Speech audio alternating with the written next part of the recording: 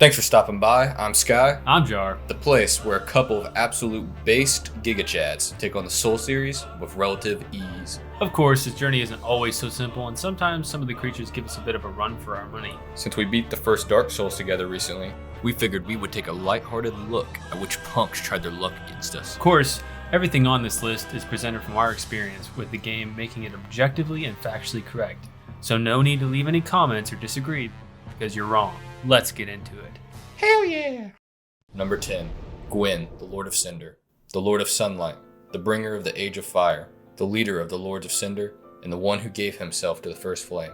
The final boss, and perhaps would be number 1, if it weren't for his one incredible weakness. The dragons in the Age of Ancients must have not been able to time their parries well, because if they did, well, I think Dark Souls would be a very, very different game. Oh damn. In all seriousness, this boss can be extremely hard if you aren't using his weakness against him, and even then, he leaves very little room for mistakes. He has the fastest reactions in the game and is excellent at punishing you. His advance is relentless. He will pick you up, break you, and discard you if you're not careful. If you're parrying, which, if you're not a complete idiot, you are. Most of the difficulty of this fight comes from the soul sucking that occurs during your marathon run across the kiln of the First Flame. Though strong and cool, we're gonna have to leave him at number 10. Number 9. Demon Fire Sage. Hold up. This guy? Yeah, this guy. A supposed master of the flame.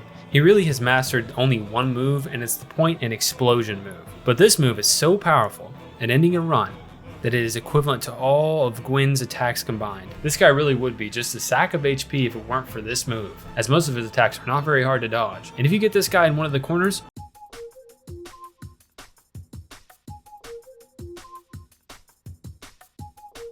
this guy maybe could have ranked lower than Gwyn, but convinced us otherwise when he decided to turn around.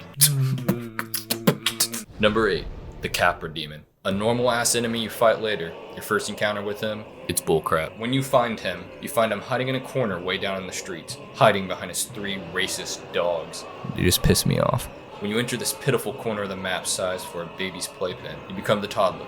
The dogs are the 3 pit bulls named Princess. The fight is unsatisfying due to its artificial difficulty and once again, annoyingly long ass walk to get back to it. That's why this boss would have to take number 8. Number 7. The Gaping Dragon. Supposedly transformed from how much he likes to gape, this bad boy is the fattest HP bar you will be battling. This battle is a battle of attrition, a slog as you dodge his smacks, whacks, slams, and dashes. This fight is really just a test of how much sitting around you can stand, as once you figure him out, the attacks themselves are not terribly hard to avoid. But, because sometimes he'll randomly just decide to one-hit you, he gets a number 7. Number 6. Knight Artorias, the Abyss Walker. The coolest motherfucker in Dark Souls. Artorias was one of the 4 knights of Gwyn. Back in his time, he learned how to travel into the Abyss, in which he used this ability to fight the corruption. Unfortunately, when in Ulasile, he was bested by Manus, the father of the Abyss, and sacrificed his great shield to save his cherished friend Sif. When you find him, he is beat and corrupted from the Abyss, with only one functional arm. He fights aggressively, giving you little time to heal up and recover, and has many attacks designed to cover distance. Every time he loses a third of his health, he also buffs himself, giving him more damage output. He also has an unpleasant run to this fight, which adds additional frustration factor. Unlike most of the other fights on this list thus far, that are just frustratingly hard with less satisfaction, this fight is well crafted and has fascinating lore that makes for an excellent battle. Number 5. Manus, Father of the Abyss. Daddy Winston, once thought to be a primordial human. The people of Ulasile were tricked into unearthing him in his rage by one of the British serpents. After he corrupted Ulasile, Artorias went in to whoop some cheeks, but instead was reminded who to call Daddy. That's when you come in, the chosen undead, as he snatches you from across time to come battle his ass. First off, the run to this fight, absolute butt cheeks. Second off, get ready for Winston to go absolute ape shit on you. He gives you no time to recuperate, and has a respectable amount of health. High damage and fast, he is not to be trifled with. Fortunately, you can summon Sif, Artorias' faithful hound, but he's not very useful. He will distract him for you for just about enough time to take a half a sip of your apple juice, but you gotta take whatever help you can get against this guy.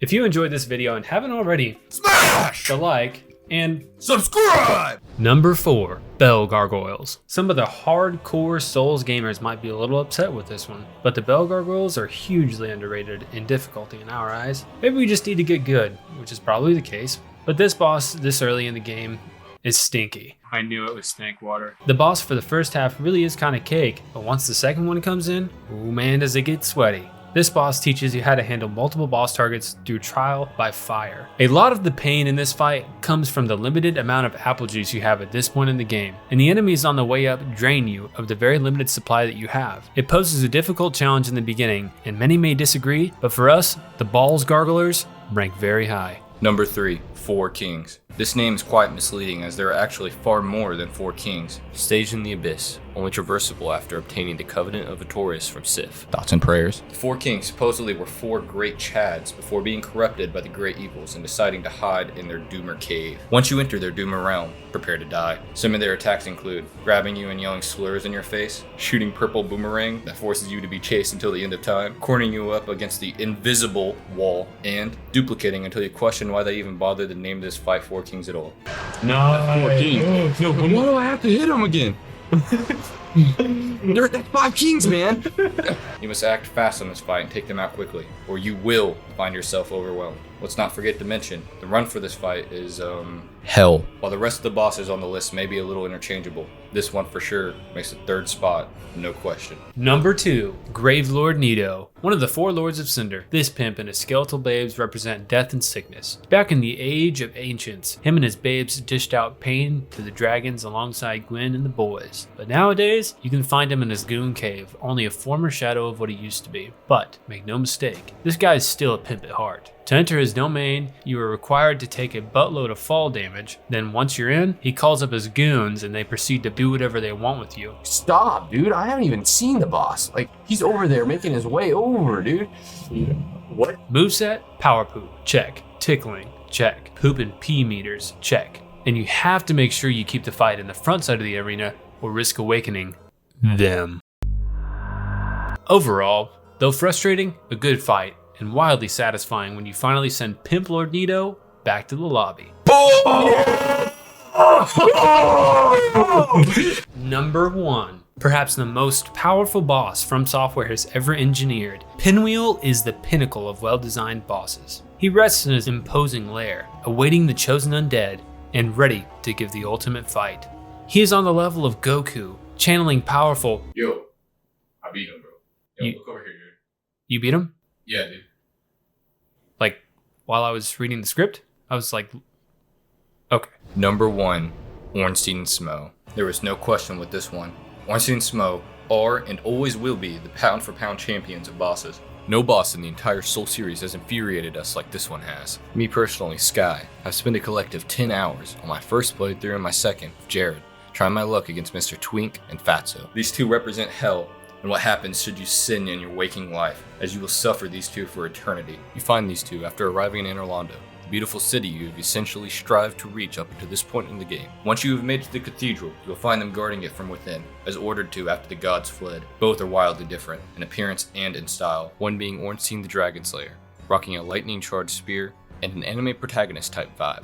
He was once a proud knight alongside Gwyn, and the other being Smo, a big ol' fat executioner for the gods who aspired to be a knight, but was rejected for being just a little bit too into it. The fight is tough, Ornstein closing the range in mere instants, and Smo constantly sprinting at you and flipping you like a pancake. The pillars in this arena are essential, split them up and get hits where you can. Both rock a solid amount of HP, and are tough enough to begin with, complementing each other incredibly well. But get ready for more suffering, because once you defeat one, depending on who you kill, the survivor will power up using the blood of their comrade. Ornstein grows into a giant, and Smo sucks up Ornstein's lightning. Depending on the type of player you are, one will be easier than the other, but that doesn't make it easy itself. You will die, over and over, and this boss, though brutal, is a true test of skill in this game. Only once you have beat these two can you have truly said, I have played Dark Souls 1.